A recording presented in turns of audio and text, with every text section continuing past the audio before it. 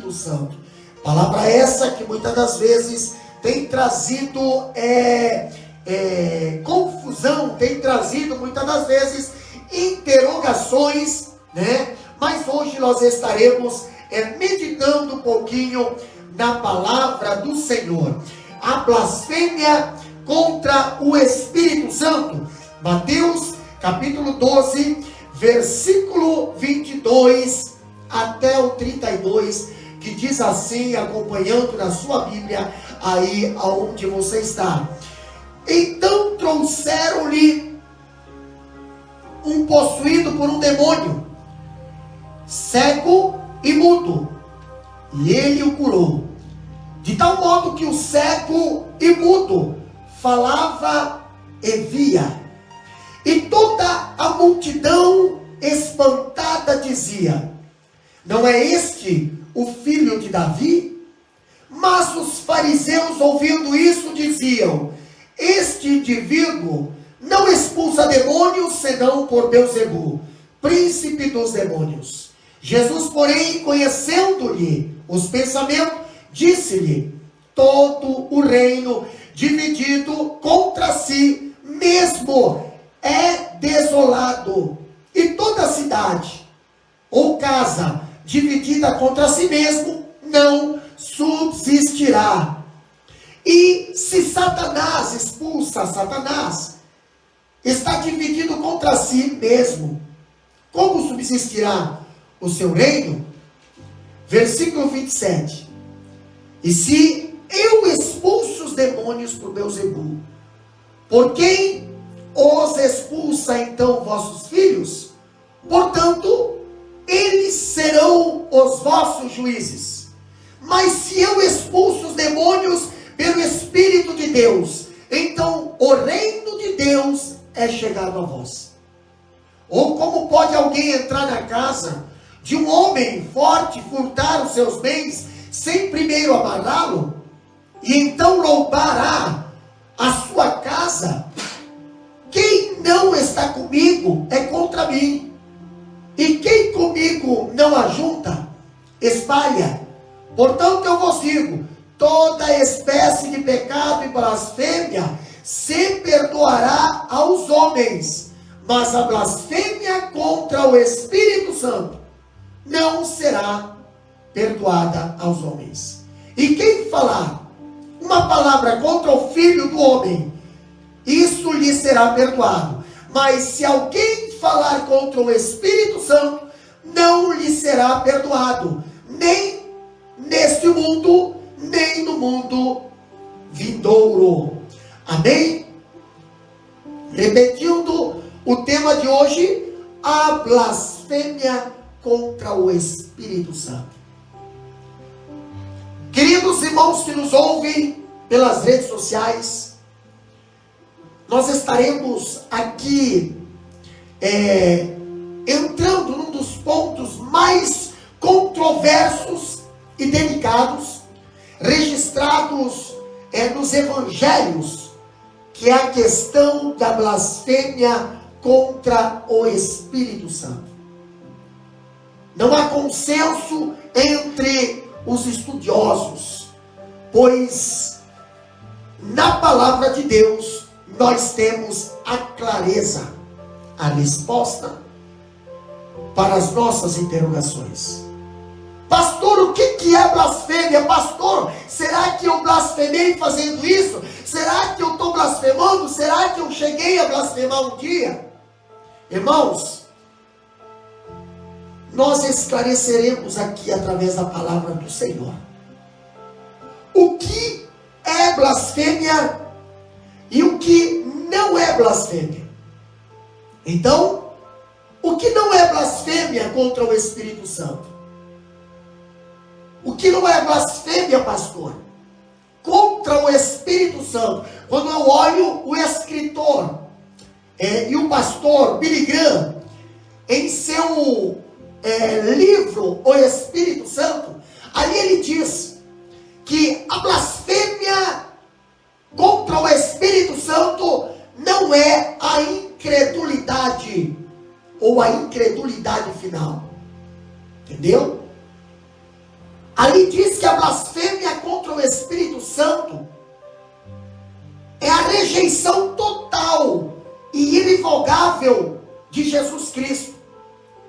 Não obstante o fato de que a incredulidade até a hora da morte, ou seja, um pecado imperdoável, visto que não há oportunidade de salvação depois da morte. Morreu. Mas o contexto prova que Jesus está dizendo que o pecado imperdoável é um pecado que se comete não no leito de morte ou de enfermidade, mas antes da morte. Aí eu pergunto para você, você sabe quando você vai morrer? Sabe quando é a tua hora final? Não sabe. Entendeu? Mas se você pecou contra Deus, pecou contra Cristo, pecou contra o teu irmão ou a tua irmã, você ainda consegue se perdoar antes da morte. Mas você não sabe quando é a sua morte. Então você precisa resolver esse problema logo. Outra coisa que nós vemos também a Bíblia dizendo, o pecado contra o Espírito Santo, ele não é rechaçar por um tempo da graça de Deus. Não é você afastar-se da graça de Deus por um tempo. Não, isso não é blasfemar. Muitas pessoas, meus queridos, vivem na ignorância, na desobediência, por longos anos, e depois são convertidos ao Senhor. Por exemplo, nós temos o próprio Paulo na Bíblia, quando ali em Atos, capítulo 26, 1 Timóteo, capítulo 1, versículo 13, ali diz que ele rejeitou a graça de Deus por um bom tempo, mas nem por isso quer dizer que é blasfema contra o Espírito Santo. Quando olhamos para a história bíblica, nós vemos que os próprios irmãos de Jesus, eles não criam nele até a sua ressurreição, mas isso não é blasfemar contra o Espírito Santo. A Bíblia também nos ensina outra coisa, que não é blasfemar contra o Espírito Santo, não é a negação de Cristo. Eu negar a Cristo, entendeu? Eu não querer Cristo não quer dizer que você está blasfemando contra o Espírito Santo, porque o pecado de blasfêmia contra o Espírito Santo não tem perdão, então não tem mais volta. Você blasfemou, não tem perdão, mas você negar Cristo e se arrepender a tempo, você alcança misericórdia. Quando nós olhamos para a palavra do Senhor, Pedro, se lembra de Pedro, capítulo 26, versículo 69 até 75, se não me foge a memória, ali nós vemos Pedro negando Cristo. Nós vemos os irmãos de Cristo no início, ali eles também não criam no próprio Cristo. E Cristo disse que quem blasfemasse contra o Filho, seria perdoado. Está lá em Lucas capítulo 12, versículo 10. Lucas capítulo 12, abre a sua Bíblia aí. Lucas 12, versículo 10. Olha só o que a Bíblia diz aqui, ó. Lucas capítulo 12, versículo 10. E a todo aquele que falar uma palavra contra o Filho do Homem, lhe será perdoada. Mas ao que blasfemar contra o Espírito Santo de Deus, não lhe será perdoado. Então você negar a Cristo não quer dizer que você está blasfemando contra o Espírito Santo. Pastor, um ateu não necessariamente cometeu um pecado imperdoável. Por quê? Porque o ateu, ele não acredita em Cristo, ele não aceita.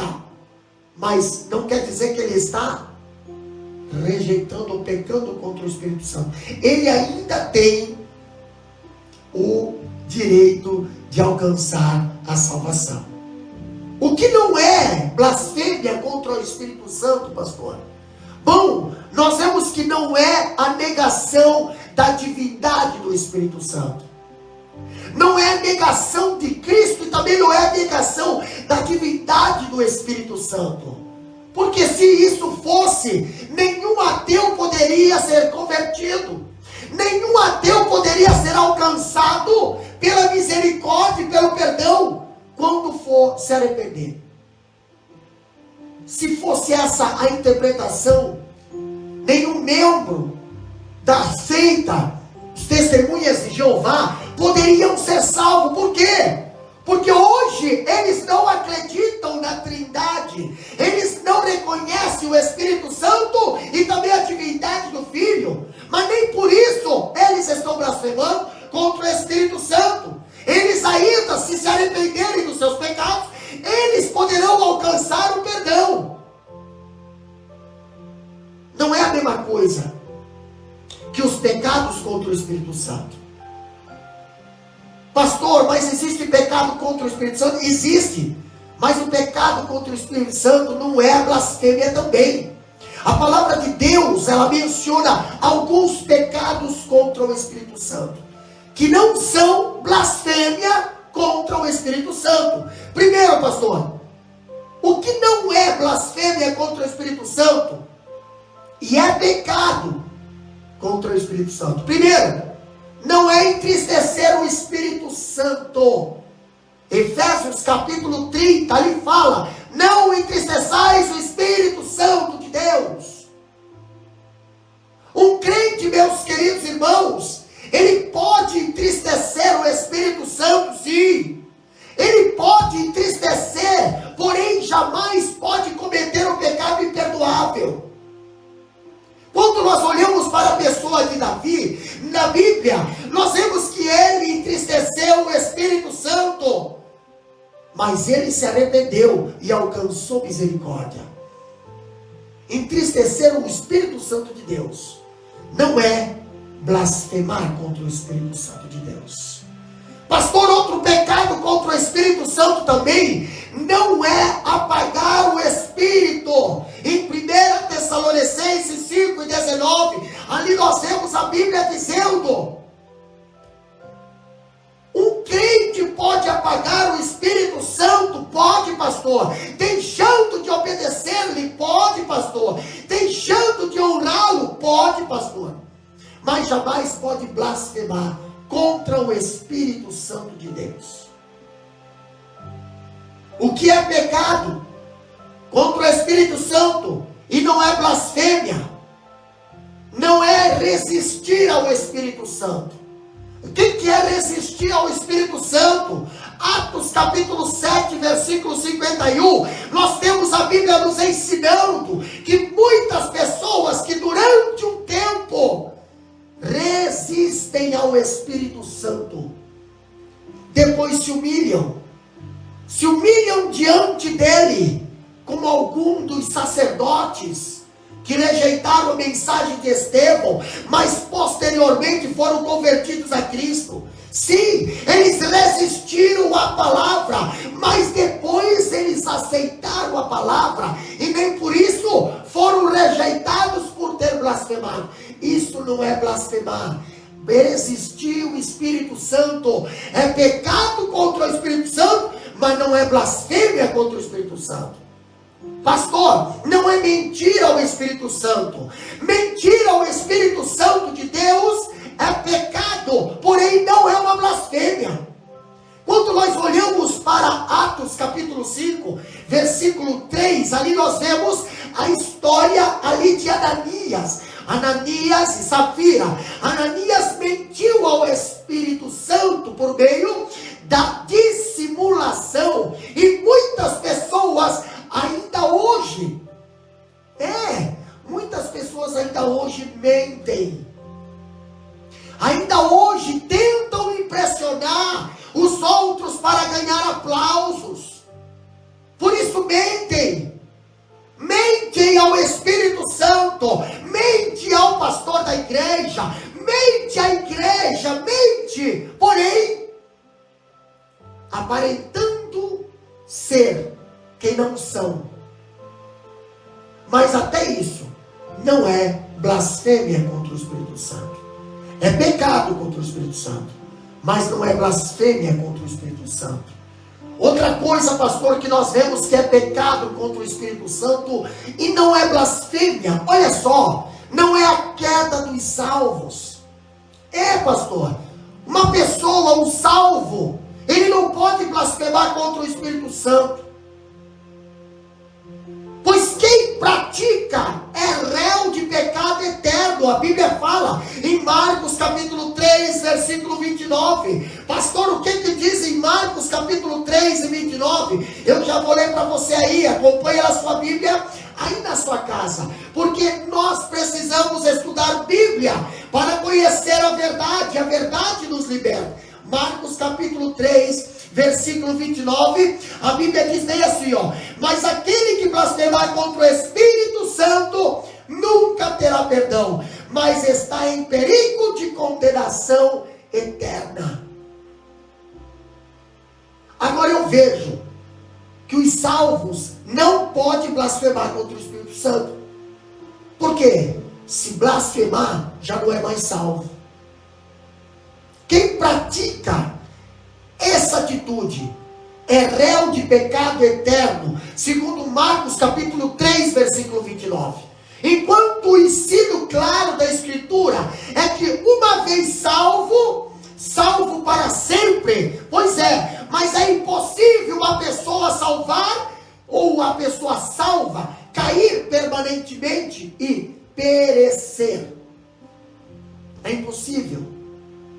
Por que, pastor? Porque uma pessoa salva, ela vigia. Mas a Bíblia diz, aquele que está em pé, cuide, para que não caia. Não se refere a pessoas salvas, mas aos repróbados, aqueles que deliberadamente rejeitam a graça. E por isso, esses estão incluídos no pecado de blasfêmia contra o Espírito Santo. A pessoa que blasfêmia contra o Espírito Santo, ela automaticamente, ela deixa de ser um salvo para ser um perdido. Pastor, mas nós falamos até agora o que não é blasfêmia contra o Espírito Santo. Compartilha essa live. Muitas pessoas têm dúvidas sobre esse assunto. E nós precisamos aqui compartilhar com os irmãos. O que a blasfêmia contra o Espírito Santo? O que é a blasfêmia, pastor? A palavra blasfêmia, ela significa injuriar, ela significa caluniar, vituperar, difamar, falar mal. A blasfêmia contra o nome de Deus era um pecado imperdoável no Antigo Testamento. Segundo Levíticos capítulo 24, versículo 10 a 16. Por isso que nós vemos os fariseus e os escribas judeus, julgaram ali Jesus passível de morte. Por quê? Porque ele dizia ser Deus, o que para eles era uma blasfêmia. Quando perguntavam para Jesus, tu és o Filho de Deus? E ele dizia, para isso eu vim ao mundo. Aí eles rasgavam suas vestes e diziam, blasfemou. Pastor, a blasfêmia para os judeus no Antigo Testamento. Entendeu? Agora eu vejo a alma que pecava por ignorância. Ela trazia oferenda pelo pecado. Mas a pessoa que pecava deliberadamente era eliminada ao cometer um pecado imperdoável. Que pecado era esse, pastor? Segundo Números, capítulo 15, versículo 30. Olha o que a Bíblia diz aqui. Números 15, versículo 30. Aqui fala que: mas a alma que fizer alguma coisa com presunção, quer seja dos nativos da terra ou de um estrangeiro, será ofensa ao Senhor, e essa alma será destruída do meio do povo. Entendeu? Presunção voluntária. sabendo o que está fazendo. Agora eu vejo algo interessante. Pecar consciente, deliberadamente, contra um conhecimento claro da verdade, é evidência da blasfêmia contra o Espírito Santo.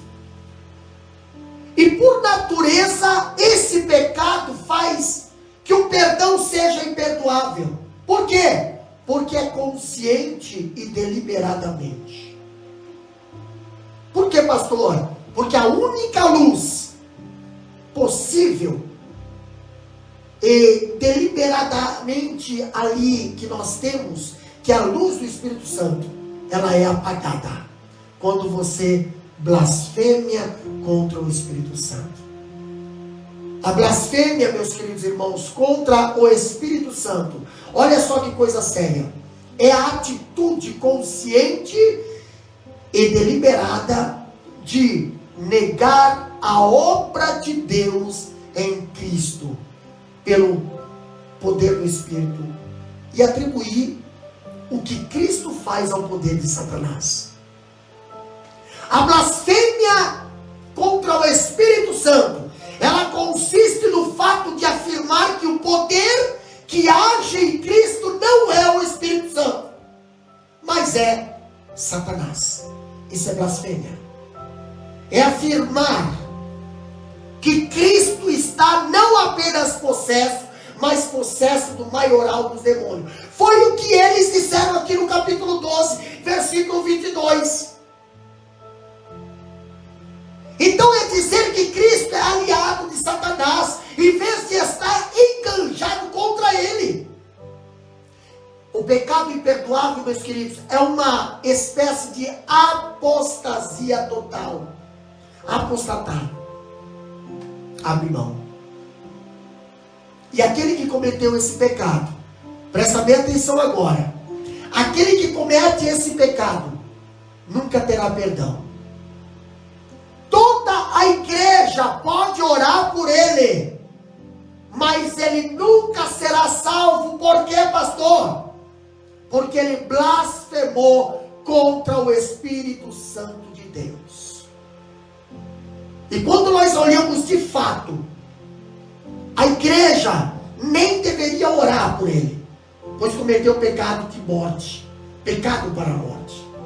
1 João capítulo 1, se nós olharmos a palavra do Senhor em 1 João capítulo 5, versículo 16, olha o que a Bíblia fala em 1 João capítulo 5, versículo 16, ali sobre esse tipo de comportamento, se a igreja deve ou não orar por esse tipo de pessoa. 1 João 5 e 16, a Bíblia diz bem assim, ó: se alguém vir o seu irmão pecar, um pecado que não seja para a morte, deverá orar, e Deus dará vida àquele cujo pecado não é para a morte.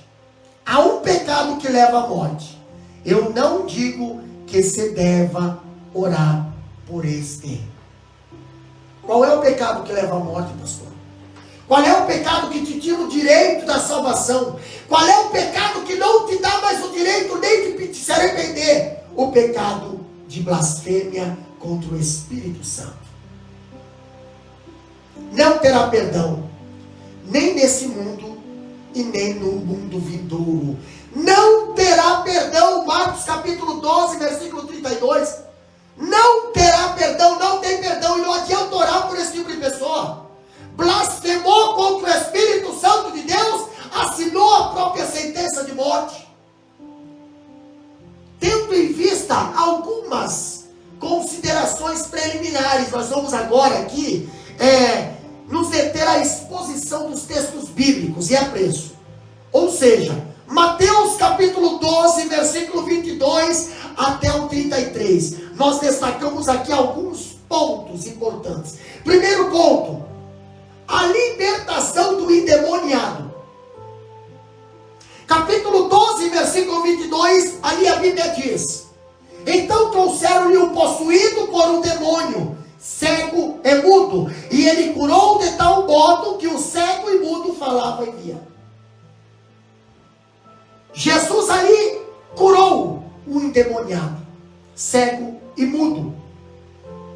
E ao sair o demônio daquela vida, a Bíblia diz que o homem passou a ver e a falar. Irmãos, muitas pessoas hoje estão cegos, não enxergam mais nada, não enxerga pecado, não enxerga abominação, não enxerga nada. Por quê? Porque o demônio, Satanás, tem cegado. Os demônios não podem resistir à autoridade de Jesus. E a enfermidade também não pode resistir ao poder de Jesus. E aqui nós vemos que o poder de Satanás já estava sendo desfeito, e que a sua panóplia seria destruída por aquele que estava armado com o poder de Deus, irreversível, irresistível até o final.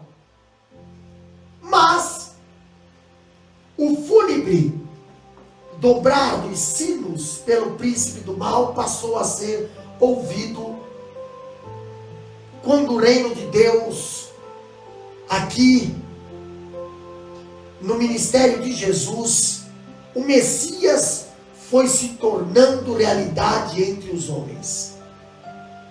Eles viram Jesus expulsar aquele demônio daquele homem. Aquele homem que estava possesso, não falava, não ouvia, entendeu? Não falava e não via. Agora Jesus libertou aquela vida, agora aquela vida volta a falar, agora aquela vida volta a ver. E é tão bom quando uma pessoa enxerga, é tão bom quando uma pessoa tem visão, é tão bom quando uma pessoa fala.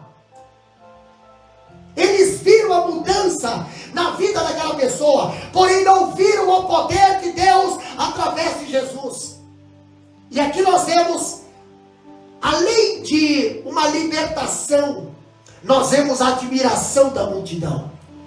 A admiração da multidão, capítulo 12, versículo 23. A Bíblia diz que diante do poder extraordinário de Jesus, para curar, para libertar, a tomada de admiração, meus queridos irmãos, agora interroga Jesus. Agora eles ficam se perguntando entre eles também. Que pergunta era essa? Não estavam perguntando, olha, aquele lá não era o endemoniado, aquele não, eles estavam perguntando, este porventura é o filho de Davi? Os sinais operados por Jesus eram uma confirmação do seu messiado. Pastor, Jesus havia uma profecia para ele. A profecia dizia: e tu, Belém, terra de Judá, de ti sairá o Salvador. E agora eles perguntavam: esse daí não é o filho de Davi? Esse daí não é o que foi prometido? Pois é, mas nós vemos que a multidão perguntava uma coisa, mas os fariseus falavam outra coisa. Quando nós vimos a multidão ali perguntando, questionando, nós vemos os fariseus acusando. Quem eram os fariseus, pastor? Os fariseus eram os doutores da lei. Os fariseus eram que interpretavam a lei. Os fariseus eram os responsáveis pela lei. Ali, os que estavam, eram os doutores da lei ali. Porém, eles começaram a usar a lei distorcida. O evangelista Mateus, ele diz que os acusadores foram os fariseus. Capítulo 12, versículo 24.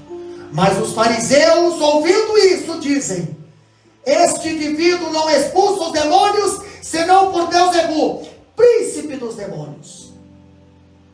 Foi os fariseus, aqueles que deveriam ser a liderança espiritual. Na realidade, a blasfêmia começou por eles mesmos. Ao passo que o evangelista Marcos, lá em Marcos capítulo 3, versículo 22, ali diz que os escribas começaram a falar. Qual foi o teor da acusação? acusação, pastor, dos fariseus e dos escribas, mencionado no Evangelho de Mateus e Marcos. Está lá no versículo 24, quando diz: Este indivíduo não expulsa os demônios, senão pelo poder de Belzebu, o maioral dos demônios. Pastor, o que é Belzebu? Já vou explicar para você o que significa a palavra Belzebu. Você que está me acompanhando aí pelas redes sociais, YouTube, Instagram e Facebook, Belzebu era um dos nomes do deus filisteu, Baal. Está lá em 2 Reis, capítulo 1, versículo 1 até o 3. Que significa o que, pastor? Senhor das moscas. Então, em vez dos líderes religiosos se alegrarem por ter Deus enviado ali o Redentor, sabe o que eles fizeram? Eles reclamaram, eles rebelaram contra Cristo, contra Deus, e difamaram a sua obra. Além de difamar, eles atribuíram o milagre, o poder que aconteceu ali, a libertação, a Satanás. Meus queridos irmãos, os fariseus ali, nós vemos que por inveja deliberada e consciente, eles acusam Jesus de ser aliado e agente de Satanás e de estar possesso do maioral dos demônios. Pessoas que deveriam esclarecer a lei estão ali agora invertendo, atribuindo o poder de Deus a Satanás. Eles atribuem ali as obras de Cristo não ao poder do Espírito Santo, mas à influência de Satanás. E isso é um grande risco, meus queridos irmãos. A acusação contra Cristo foi a seguinte: primeiro, Jesus habitado por Belzebu, Jesus possesso pelo maioral dos demônios, em parceria com Satanás, agora estava expulsando demônios pelo poder derivado desse espírito mau. Interessante que quando nós olhamos o capítulo 12, no versículo 25, acompanha na sua Bíblia ali, Jesus ele refuta esse tipo de afirmação. Quando ele argumenta ali sobre aquela visão dos escribas, aquela afirmação dos escribas, Jesus agora, ele refutou o argumento dos escribas. Jesus agora conta duas parábolas com o mesmo significado. Que parábolas são essas, pastor? A do reino dividido e a da casa dividida. Oh, pastor, tem tanta gente hoje que gosta de uma divisãozinha. Tem tanta gente hoje que gosta de fazer uma divisãozinha na igreja, uma divisãozinha na família, uma divisãozinha no ministério, uma divisãozinha no trabalho. Cuidado! Olha para quem você está trabalhando. Olha quem é que está te usando. Jesus conta aqui duas parábolas. Uma do reino dividido e outra da casa dividida. E com essas duas parábolas que nós temos aqui, nós vemos, com essas duas explicações, Jesus ele mostra quatro aqui, quanto o argumento dos escribas era ridículo, era absurdo. O que ele fala, pastor? Satanás estaria destruindo sua própria obra e derrubando seu próprio império. Por quê? Porque ele estaria trabalhando contra ele mesmo, se Jesus estivesse expulsando o próprio demônio, se Jesus estivesse trabalhando no mesmo lado de Satanás. Então estaria havendo uma guerra civil no reino maligno, e não há poder aonde há divisão. Entendeu? Você que gosta de uma divisão, você que gosta de botar um irmão contra outro, você que gosta de fazer uma fofoca, você que gosta de colocar divisão no meio do povo, no meio, você que tem essa atitudezinha, presta bem atenção.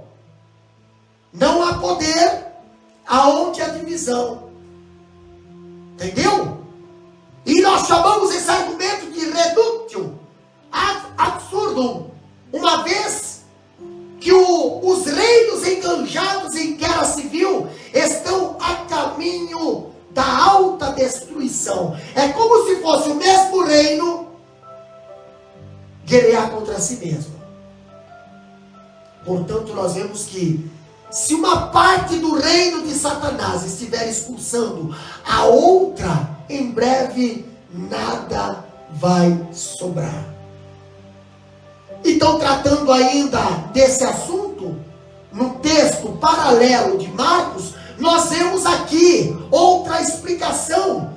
Olha só, se o que os escribas, eles diziam era verdade, então vamos ver, analisa comigo o seguinte: o dominador estaria destruindo seu próprio domínio. O príncipe, o seu próprio principado, primeiro, ele estaria enviando seus emissários, os demônios, para criar confusão, para criar desordem no coração e na vida dos seres humanos, destruindo-os, muitas vezes pouco a pouco. Depois, como se existisse uma base de ingratidão e loucura suicida, nós vemos, ele estaria suprindo o poder necessário para a derrota vergonhosa, expulsão dos seus próprios servos. Nenhum reino assim dividido contra si consegue sobreviver por muito tempo. E quando nós olhamos aqui Jesus explicando, nós vemos que o reino de Satanás é um sistema fechado. A aparência pluralista é ilusória. Contra Jesus, Pilatos e Herodes se uniram e se tornaram amigos. Irmãos, presta bem atenção, quando tem algo bom acontecendo, até os inimigos que eram inimigos se unem para destruir o que é bom. Se lembra de Pilatos? Herodes não se davam. Mas quando a intenção deles era a mesma, matar Jesus, prejudicar a igreja, então o que diz Lucas capítulo 23 e 12? Herodes e Pilatos se ajuntaram contra o teu santo servo Jesus, com gentil e gente de Israel. Isso faz sentido. Satanás, ele junta forças e não trabalha contra si mesmo.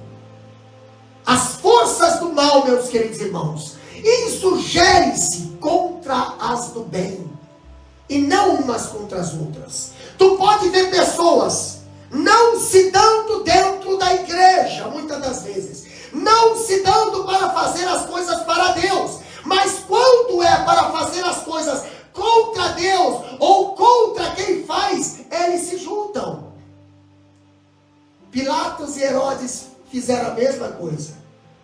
As forças do mal, o argumento dos adversários é desprovido de bom senso e preenche de irracionalidade. Outra coisa que nós vemos aqui, além de Jesus refutar, nós vemos Jesus explicar.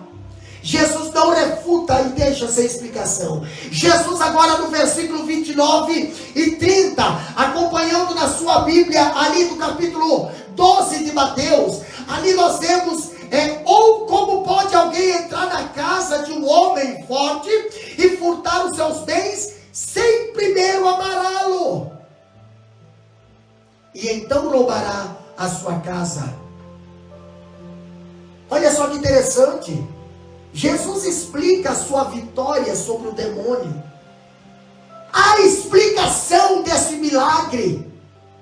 Não há libertação para o homem a não ser pela vitória de Jesus sobre Satanás. Aquela casa, aquele homem, aquela vida estava com o inquilino lá dentro, se apossando, fazendo essa pessoa sofrer. Porém, Jesus agora amarra, Jesus liberta, Jesus limpa a casa.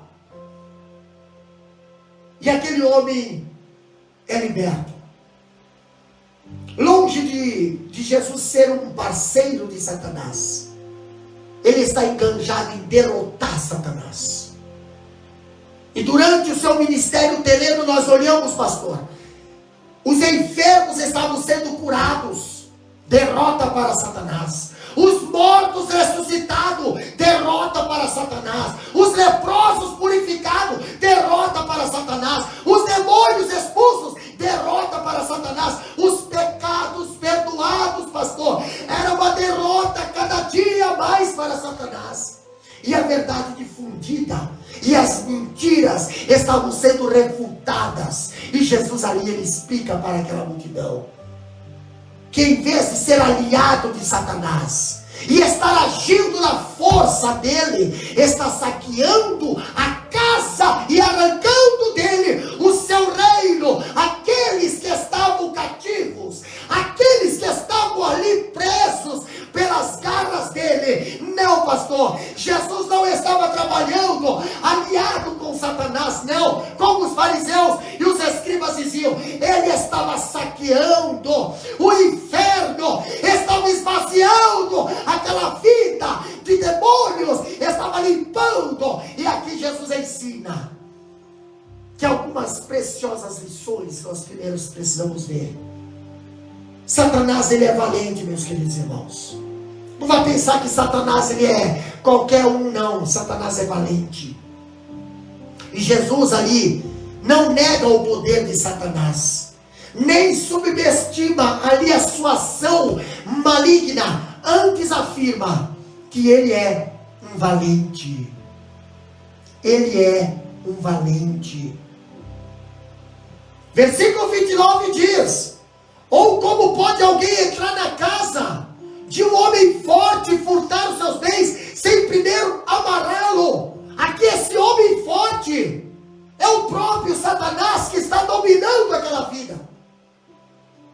Enquanto aquela vida ali está nas mãos de Satanás, aquela vida pertence a Satanás, aquela vida se torna a casa de Satanás. Satanás tem uma organização, meus queridos irmãos. Seus súditos ali estão presos e seguros nesta casa e neste reino, mas Jesus tem autoridade sobre este reino. Jesus tem autoridade sobre Satanás. Jesus é o mais valente do que Satanás. Ele tem poder para amarrar Satanás. Jesus venceu Satanás, rompeu o seu poder. Isso significa que Satanás está inativo,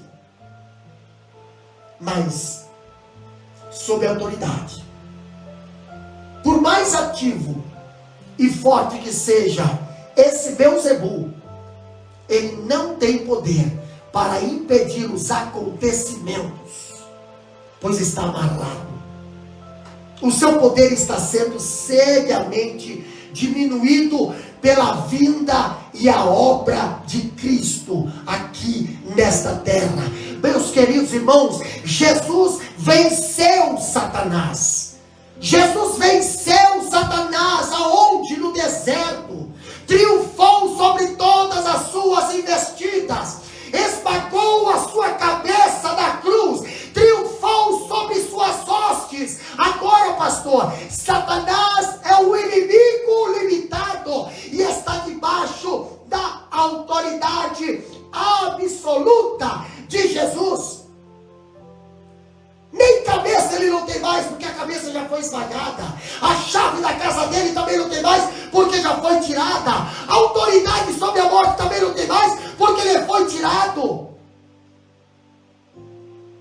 Jesus, meus queridos, tem o poder de libertar vidas cativas nas mãos de Satanás. Quem sabe neste dia, quem sabe agora, tem pessoas ouvindo, aí pessoas que estão aprisionadas por Satanás, estão acorrentadas pelo vício, estão ali aprisionadas pela judiaceira que Satanás faz com a vida do homem. Mas Jesus tem o poder de libertar. Jesus não apenas amarra Satanás, mas também arranca ele de dentro da sua vida. Você que está sofrendo até hoje pelas investidas de Satanás, você que não consegue se ver livre do vício, você que não consegue se ver livre da prostituição, você que não consegue se ver livre de muitas coisas erradas, eu quero dizer para você, Jesus pode entrar na tua casa hoje. Se você dizer, eu quero, Jesus entra e limpa a tua casa.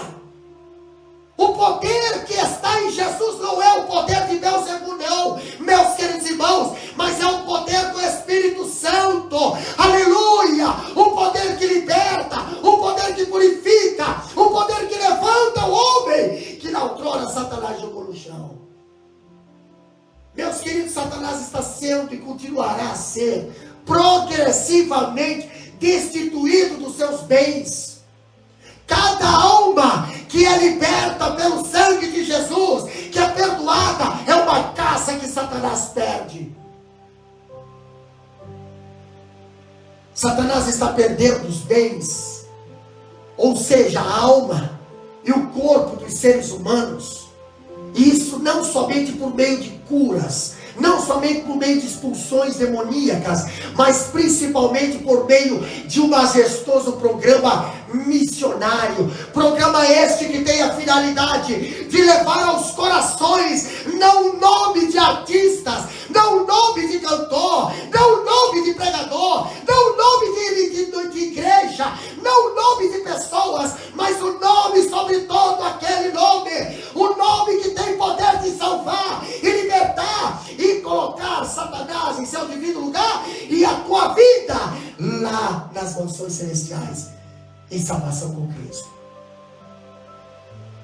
Nós precisamos cuidar com o perigo da neutralidade. Que perigo é esse, pastor? Capítulo 12, versículo 30. Quem não está comigo é contra mim, e quem comigo não ajunta espalha. Então peraí, pastor, se eu não estou com Cristo, você é contra Cristo, você é do lado de Satanás. Se você está com Cristo, você está em inimizade com Satanás. Se você está com o mundo, você está em inimizade com Cristo. A Bíblia fala: não ameis o mundo, e nem no que o mundo há, porque o amor do Pai não está nele.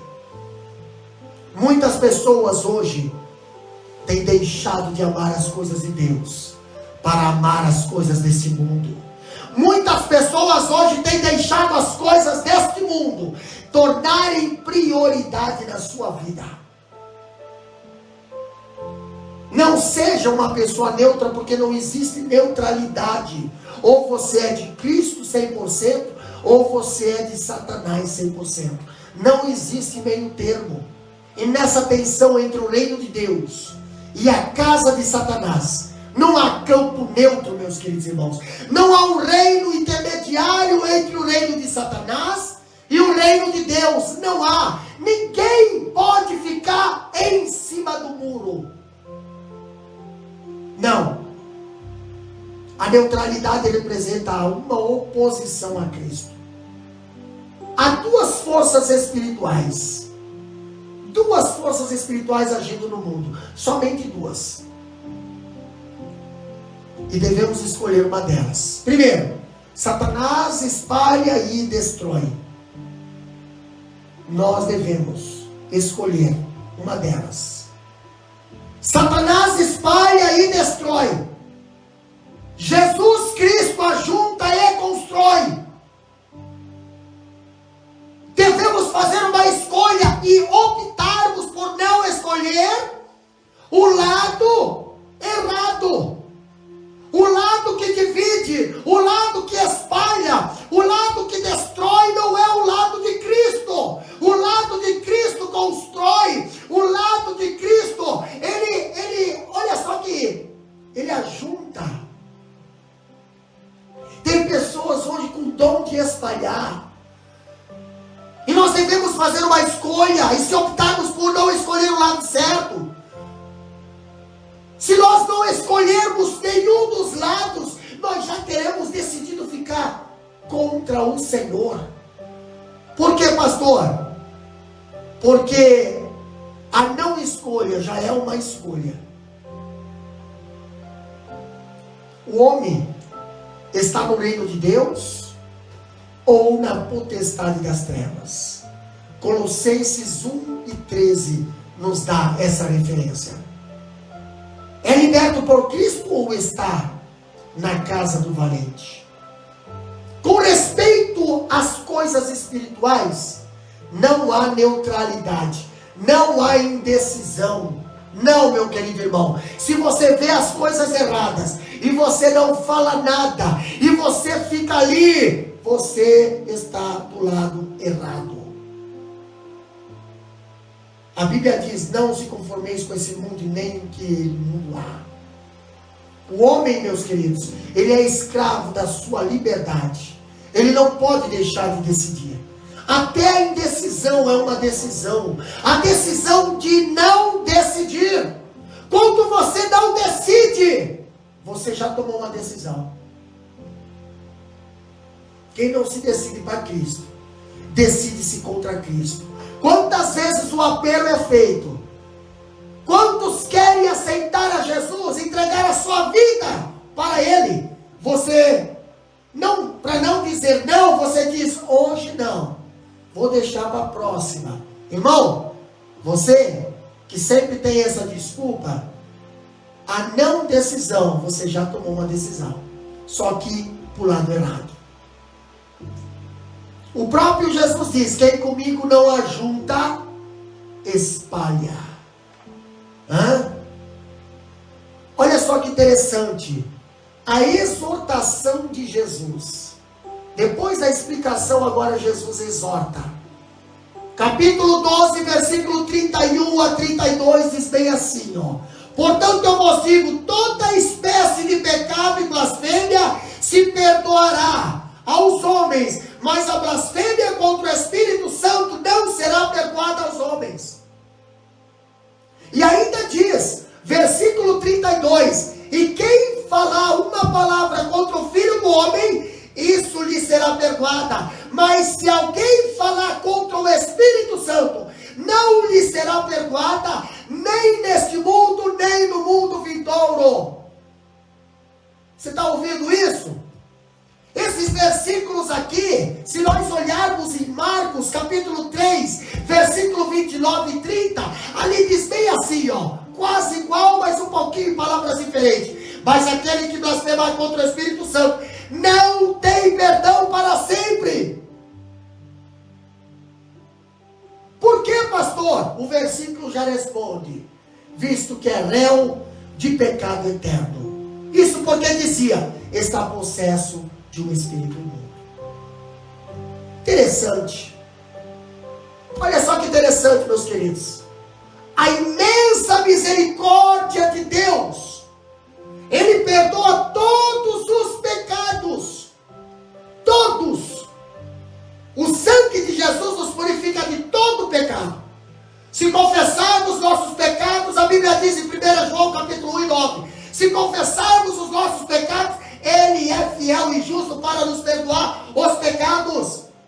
Deus perdoa os pecados que cometemos contra Ele. Deus perdoa os pecados que cometemos contra o próximo. Deus perdoa os pecados que cometemos contra o Filho. O monte mais alto da maldade é sobrepujado pelo cume da sua graça de Deus. Mas geralmente as pessoas perdem essa promessa e preocupam-se apenas com a advertência que se segue. Mas precisamos estar convencidos, meus queridos, de que quando há confissão e arrependimento, olha só, nenhum pecado está além da possibilidade do perdão de Deus. Essa doutrina do livre e completo perdão é a coroa e a glória do Evangelho. O que é o Evangelho? Boas novas para a salvação. Mas há o imenso perigo, pastor, de se cruzar a linha divisória da paciência de Deus. As pessoas, muitas das vezes, eles acabam indo além do que Deus permite. E há um pecado que não tem perdão, nem nesse mundo, nem no mundo vindouro. Qual é o pecado, pastor? A blasfêmia contra o Espírito Santo de Deus.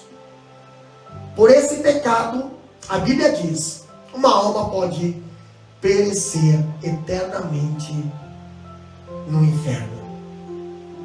Pastor, esse pecado não é simplesmente uma palavra de ação.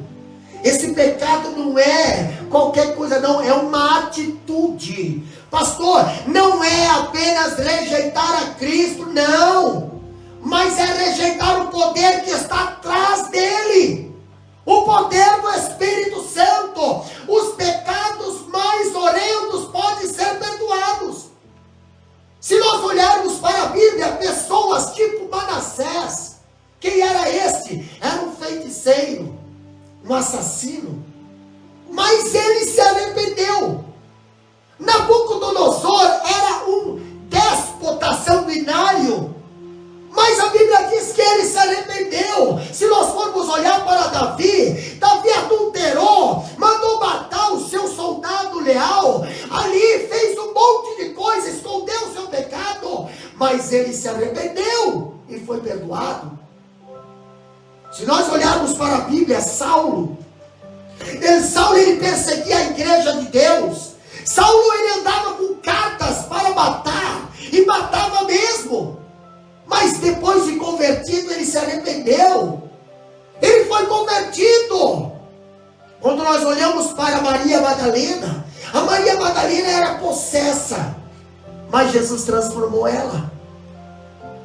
A blasfêmia, quando falamos de blasfêmia, presta bem atenção você que está nos ouvindo aí. Quando falamos de blasfêmia, a blasfêmia contra o Espírito Santo não tem perdão. Quem pratica esse pecado atravessa atravessa a linha divisória da oportunidade e torna-se réu de pecado eterno. O processo de endurecimento chega agora a um ponto em que é impossível que essa pessoa seja renovada pelo arrependimento. Deus, ele entrega a pessoa a si mesmo e a uma disposição mental reprovável. Já está blasfemando. Deus agora simplesmente deixa na mão do próprio inimigo. Não tem perdão para sempre, visto que é réu de pecado eterno. Pastor, o que resta para essa pessoa? Só lhe resta uma expectativa horrível de juízo. Pessoa que blasfêmia contra o Espírito Santo consciente, ele sabe que não haverá perdão. Porque a blasfêmia contra o Espírito Santo não pode ser perdoada. É uma pergunta que nós precisamos responder. Primeiro, porque aqueles que blasfemam, cometem, dizem que é ministro de Satanás. Que a fonte de seu poder não é do Espírito Santo. Estou falando de quem blasfêmia, eles dizem que Jesus, ou as obras de Jesus, não são de Jesus, são de Satanás. Então uma pessoa que fala assim, que age assim, entendeu?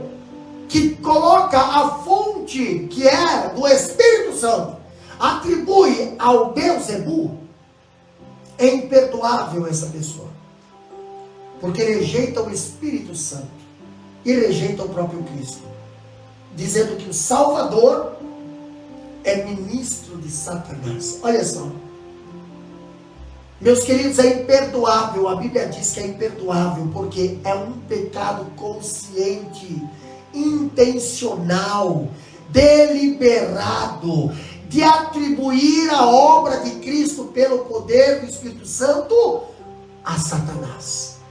Esse pecado constitui uma irreversível dureza de coração. Não tem mais volta. Então não brinca com isso. Não brinca. Quantas pessoas hoje, eles se desviaram e hoje estão estão brincando com as coisas de Deus. Cuidado, você pode ser levado a blasfemar. O escritor diz que quando uma pessoa chega a esse estado, é impossível arrepender-se. Então, se alguém não pode reconhecer o bem quando o vê, não pode desejá-lo. Se alguém não pode reconhecer o mal é mal, não pode arrepender-se dele. Então essa pessoa, ela acaba sendo cega. Não, para ela não existe mais mal, para ela não tem mais pecado, para ela não tem mais nada. Agora, se essa pessoa não pode se arrepender-se, não pode ser perdoado, porque o arrependimento é a única condição necessária para o perdão. Como é que uma pessoa vai se arrepender se aquele que convence a pessoa do pecado não está mais perto dele, que é o Espírito Santo? A blasfêmia contra o Espírito Santo não é um pecado de ignorância, não, meus queridos irmãos. Quem blasfêmia contra o Espírito Santo sabe o que está fazendo. Não é por falta de luz, não. Para que uma pessoa seja perdoada, ela precisa estar arrependida. E o perdão precisa ser desejado. Agora, os fariseus, aqui no capítulo 12, entretanto, mesmo sob a evidência e controvérsia das obras de Cristo, eles negam, invertem esta obra. Eles estavam vendo Jesus ali libertar. Eles estavam vendo Jesus ali curar. Porém, eles sabiam que Jesus era o Messias. Mas eles não atribuíram isso a ele. Não reconheceram. O que fizeram? Eles não sentiam nenhuma tristeza por seu pecado. Para eles queriam tirar era Jesus de cena. Substituíram a penitência pela insensibilidade. Uma pessoa que blasfêmia contra o Espírito Santo, essa pessoa perde a sensibilidade. Essa pessoa, ela perde, ela substitui ali a insensibilidade, a confissão. Por quê, pastor? Pela intriga. Quando nós vemos aqui agora a insensibilidade da criminosa e completamente desculpável, eles estavam condenando a si mesmo. Eles fecharam a porta da graça com suas próprias mãos. O pecado imperdoável, meus queridos, é o estado de insensibilidade moral causado pelo contínua recusa em atender ao clamor do Espírito Santo. O indivíduo culpado desse pecado, escuta bem o que eu vou falar agora. O indivíduo culpado desse pecado, ultrajante aí, de imputar as obras de Cristo ao seu poder gracioso, agência diabólica, pecou em uma condição na qual a sensibilidade espiritual está morta. E o arrependimento se tornou moralmente impossível. Se a pessoa não tem mais sensibilidade, não tem mais como se arrepender. Porque não tem o desejo de arrependimento. Entendeu? A blasfêmia contra o Espírito Santo é o resultado de gradual progresso no pecado. No pecado, que pecado é esse, pastor? Entristecer o Espírito Santo. Se não há arrependimento, leva a resistência ao Espírito Santo, a qual se continua a desenvolver até que o Espírito Santo é apagado. Então, vê a blasfêmia contra o Espírito Santo. Há pecados contra o Espírito Santo que pode levar à blasfêmia contra o Espírito Santo. E nós destacamos aqui alguns pontos interessantes. Primeiro, então, nós devemos aqui evitar o julgamento. Devemos hesitar em sermos dogmáticos em nossas afirmações sobre aqueles que cruzaram essa linha divisória da paciência de Deus. Não cabe a nós julgar. quem vai para o inferno ou não. Cabe a nós dizer o que leva para o inferno e não. Nós devemos deixar essa decisão com Deus. Somente Deus sabe se e quando alguém ultrapassa a linha do pecado da morte. Não o homem. O homem não tem esse poder de saber se a pessoa blasfemou ou não. Mas Deus sim. O que está ao nosso alcance, pastor? O nosso alcance está em pregar, avisar, alertar, vigia, cuidado, não brinque. Evitar o desespero. Por quê? Porque muitos crentes ficam angustiados, preocupados de terem cometido esse pecado imperdoável. Pastor, será que eu blasfemei? Será que eu blasfemei? Será que na minha vida eu blasfemei? Irmão, ninguém pode sentir tristeza pelo pecado sem a obra do Espírito Santo. Então quem comete esse pecado jamais sente tristeza por ele. Jamais sente vontade de temer a Deus ou dizer, será que eu pequei? Não. O medo excruciante de pensar ter cometido o pecado imperdoável é, por si só, evidência de que tal pessoa não cometeu o pecado. A Bíblia diz que o temor ao Senhor é o princípio da sabedoria. Devemos evitar o desespero. E também devemos evitar a leviandade. Por quê, pastor? Porque tem aqueles que zombam de Deus. Tem aqueles que zombam da graça de Deus. Tem aqueles que fazem piadinha com as coisas de Deus. Tem aqueles que acham que podem fazer. E não é pecado. Eles acham que não é pecado. Cuidado. Você pode, uma hora, cruzar a linha invisível e perecerem para sempre. Cuidado. Não brinque com as coisas de Deus. Com Deus não se brinque. Não entristeçais o Espírito Santo. Não extinguis o Espírito Santo. Não apagueis o fogo do Espírito Santo. Porque, pastor, não resistiu o Espírito Santo. Porque, pastor, pode isso ser o caminho para você blasfemar a qualquer momento. Então, busque o temor do Senhor. Se aproxime mais de Deus. O Espírito Santo, ele intercede por nós. O Espírito Santo, ele trabalha por nós. Não entristeça o Espírito Santo de Deus, mas sim, peça para Ele te cobrir, peça para Ele te revestir, peça para Ele te clarear, peça para Ele te renovar, peça para Ele te revestir do poder de Deus na sua vida, para que possais estar livres, para que a sua casa espiritual, a sua vida, possa ser o templo do Espírito Santo de Deus, e não a casa de Satanás.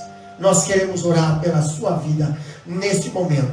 Você que precisa e necessita das orações, você pode aí deixar anotado nos comentários aí, entendeu? Nós estaremos orando pela tua vida. Conforme você vai escrevendo aí no comentário, nós estaremos orando. Temos um grupo de oração, um círculo de oração. Temos uma igreja que ora pela sua vida, para que Deus venha entrar com providência na tua causa. Amado Deus e eterno Pai, neste momento, Senhor, nós queremos, Pai querido, te agradecer por esta palavra, Senhor, abençoada aos nossos corações. Deus querido, que nós possamos, Senhor, reconhecer que Tu és o Deus que salva, que Tu és o Deus que cura, que Tu és o Deus que liberta, Senhor. E este poder Satanás não tem, esta obra Satanás não faz. O inimigo, Senhor, ele só vem para roubar, matar e destruir. Deus, mas Tu veio para trazer vida, e vida com abundância. Senhor, vai entrando nos lares nesse momento, vai alcançando vidas nesse momento, vai entrando nos hospitais, Senhor, aqueles que estão Pai, desenganados pelos médicos. Entra com a tua mão poderosa e vai curando, vai libertando. Se há vidas, Pai querido, crendo no poder da tua palavra, crendo, Senhor, que tu és o poderoso, vai salvando, Pai. Liberta cada um, salva cada um, Pai querido, para o teu reino ser glorificado, o inferno, Senhor, ser esvaziado e o céu, Senhor, ser cheio de almas libertas, almas que foram alcançadas pela tua palavra. Abençoa cada um, Senhor, que está participando desta live. Abençoa cada família, abençoa cada lar, abençoa cada um, Pai querido. O desempregado, Deus, abre as portas, Senhor, abre as portas de emprego. O enfermo cura, o drogado, Senhor, liberta. Sim, Pai Santo, porque tu és o Deus poderoso e nós cremos, Senhor, no teu poder e na tua misericórdia. Nós te agradecemos, Deus. Muito obrigado, Senhor, no nome de Jesus Cristo. Amém e amém.